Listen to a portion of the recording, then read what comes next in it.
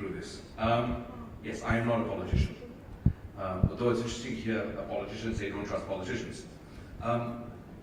Let's be very clear. I'm going to be blunt. I'm a businessman. I believe that businesses can no longer shy away from social development. The future of the economy relies on stability, relies on the welfare of society and the development of society, and businesses can no longer step away from it, pretend it doesn't exist, or say that we're just involved in our business and that's it. I think that's nonsense. That cannot go on anymore. We have to stand up, we have to be counted, and we have to be part of solutions for societal development. Having said that, let's be very honest here. To Sabah and Sarawak, of course Malaya screwed you. That's what we did, right? I mean, everyone knows this, right? We stole from you, we took your money, and we became rich. We took your timber, we took your oil.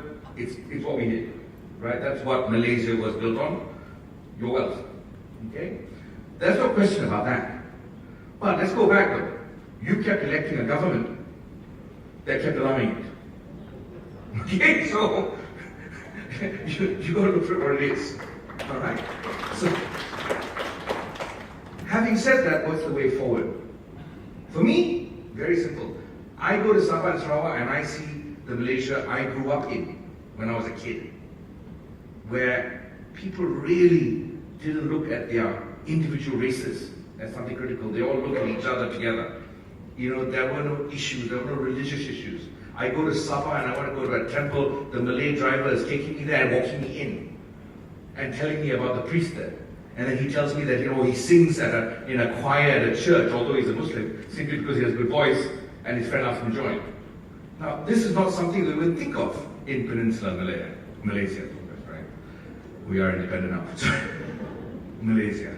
Okay? So there are things about Sabah and Sarawak that we can hold. And my fear is the virus that has perpetuated through Peninsula Malaysia is seeping into Sabah and Sarawak. And that scares me. Because what I would like to see is a Sabahan or Sarawakian becoming the Prime Minister of Malaysia one day. Because that would enhance our country and our society. But then that takes another challenge. We need you to start becoming part of national solutions. We need Sabahan and Sarawakians to want to be part of the national government for national development. And that's the challenge, right? Because you guys need to take care of the rights of Sabah and Sarawak. And a lot of the best politicians are looking at that. And a very few of them are coming over to see that. Let's look at the Malaysian problem. And let's try to solve the Malaysian problem. I'm not saying I know the solution because Senator Tan was very, very, very right. Malaysia is a complex country. It really is complex. I mean, to want to run this country, you must be mad, out of your mind. It'll drive you crazy within a day. But it is a formidable nation. We are the only multiracial, multilingual, multi-ethnic, multi-religious nation in the world that doesn't just live together, but thrives together. We have everything. We are God's country. Timber, palm oil, rubber, petroleum, gas. I mean, everything's been given to us. An educated society. Okay, our education system is a bit screwed right now. We can get back slowly. But we have it all. How dare we screw it up? And we have screwed it up. Okay?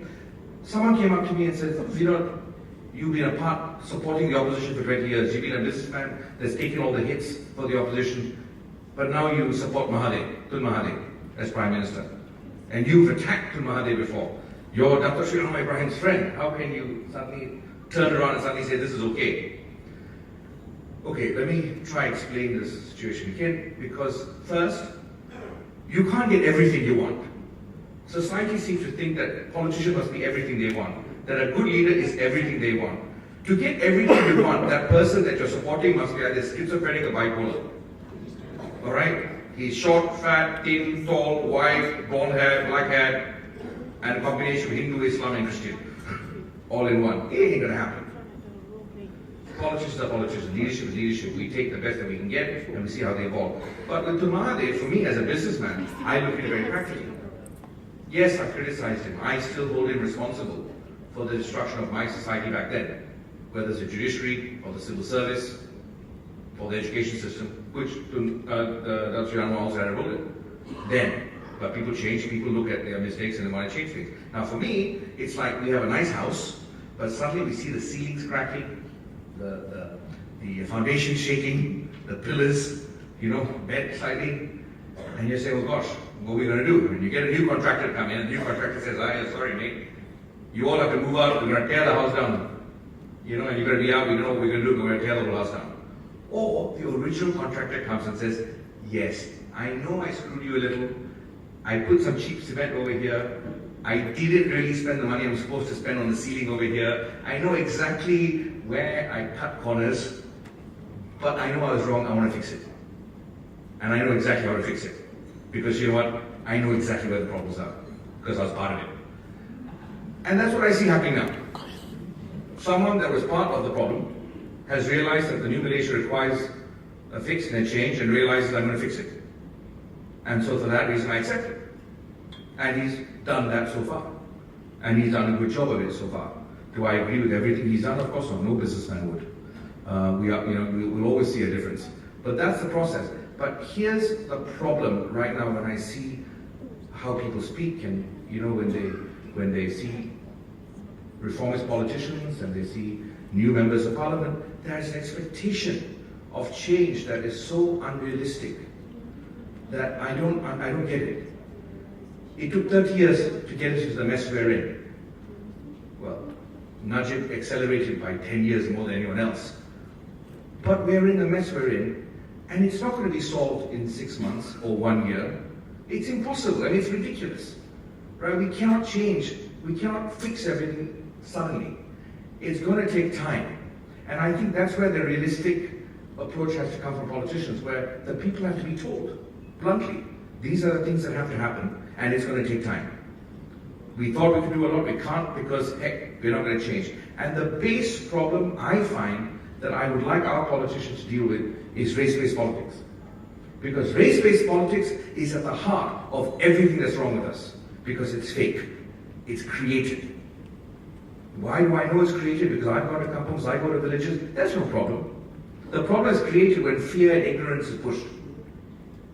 And what we need is politicians to be leaders, to stand up and do away with race-based politics and take the people who are now ignorant or fearful of their rights, of their position, of their religion, and show them they have nothing to worry about and take them forward without fear or favor. Kicking and screaming if necessary, because that's what leadership is, to decide on a direction, to go in that direction, and to take people along regardless, because it's the right thing to do. And that's what we need our politicians to do. We need to be done with race-based everything, and then move forward.